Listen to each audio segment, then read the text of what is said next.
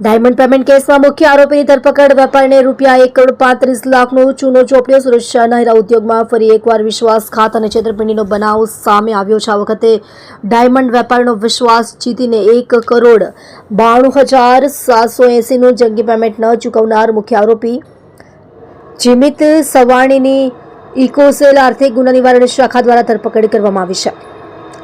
પ્રાપ્ત વિગતો મુજબ આરોપી જીમિત સવાણીએ વેપારીને વિશ્વાસ અપાવ્યો હતો કે તેના પિતા જીતેન્દ્ર સવાણી અને ભાઈ ઋત્વિક સવાણી મુંબઈમાં હીરાનો મોટો વેપાર સંભાળે છે. આ વિશ્વાસના આધારે તેણે ફરિયાદી વેપારી પાસેથી નેચરલ ડાયમંડ LB હીરાનો મોટો જથ્થો ખરીદ્યો હતો અને 45 થી 60 દિવસમાં પેમેન્ટ ચૂકવવાની શરત નક્કી કરી હતી.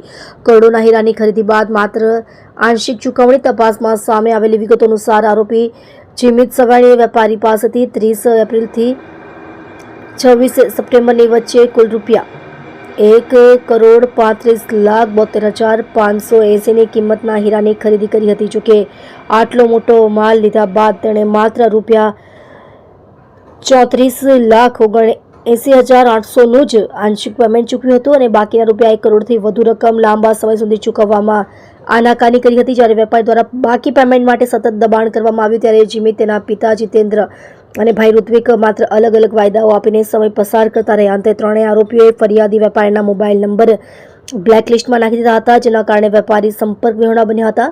ઇકોસેલ દ્વારા ઝડપી કાર્યવાહી અને તપાસનો ધમધમાટ. પોતાની સાથે છેતરપિંડી થઈ હોવાનો ખ્યાલ આવતા જ વેપારીએ તાત્કાલિક ઇકોસેલમાં ફરિયાદ નોંધાવી હતી. ફરિયાદના આધારે ઇકોસેલની ટીમે ઝડપી કાર્યવાહી કરી મુખ્ય આરોપી જીમિત સવાણીની ધરપકડ કરી લીધી છે. હાલમાં પોલીસ જીમિતના પિતા જીતેન્દ્ર અને ભાઈ ઋત્વિકની આ ગુનામાં સંડોવણી અંગે સઘન તપાસ કરી રહી છે. આ ઉપરાંત આ છેતરપિંડી પાછળ કોઈ મોટું નેટવર્ક સક્રિય છે કે કેમ તે દિશામાં પણ તપાસ ચક્રો ગતિમાન કરવામાં આવ્યા છે. હીરા ઉદ્યોગમાં વધતા જતા આ પ્રકારના વિશ્વાસઘાતથી વેપારીઓમાં સલામતી અંગે ચિંતા પ્રસરી છે.